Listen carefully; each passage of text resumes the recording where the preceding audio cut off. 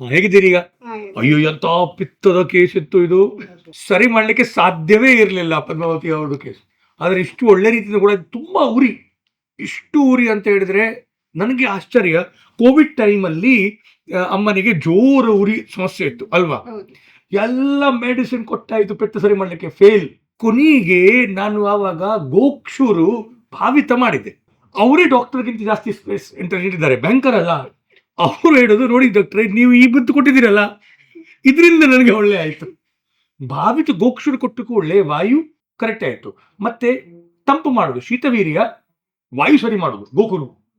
So ಭಾವನೆ ಮಾಡೋದಲ್ಲ, ನಾವು ಈಗ ಗೋಕ್ಷೂರದ ಪುಡಿ ತಗೊಳ್ಳೋದು, ಅದರಲ್ಲಿ ಗೋಕ್ಷೂರದ ಕಷಾಯ ಹಾಕಿ ಅದನ್ನು ಮಿಕ್ಸ್ ಮಾಡಿ ಮತ್ತೆ ಡ್ರೈಯರ್ ಒಳಗೆ ಇಡುದು. ಸೊ ಗೋಕ್ಷೂರದ ನೀರದ ಇದು ಔಷಧಿ ಅಂಶ ಆ ಗೋಕ್ಷೂರ ಪೌಡರ್ ಅಲ್ಲಿ ಆಕ್ಟಿವ್ ಪ್ರಿನ್ಸಿಪಲ್ ಇದೆ, ಅದರಿಂದ ನಿಮ್ಗೆ ಒಳ್ಳೆ ಆಯ್ತು. ಅಲ್ಲಿ ನಾವು ಗೆಲ್ಲಿದೆ, ಇಲ್ಲದ್ರೆ ಎಲ್ಲ ಅದು ಕೆಲವೊಮ್ಮೆ ಮತ್ತೆ ಇರ್ತಿರ್ಲಿಲ್ಲ, ಯಾಕಂದ್ರೆ ಕೋವಿಡ್ ಟೈಮ್ ಅಲ್ಲ, ಔಷಧಿ ಇಲ್ಲ ಕುಡಿ ಇಷ್ಟು ಇದ್ರೆ ಅಷ್ಟು ಕೊಟ್ಟು ತಗೊಂಡು ಹೋಗ್ತೇನೆ.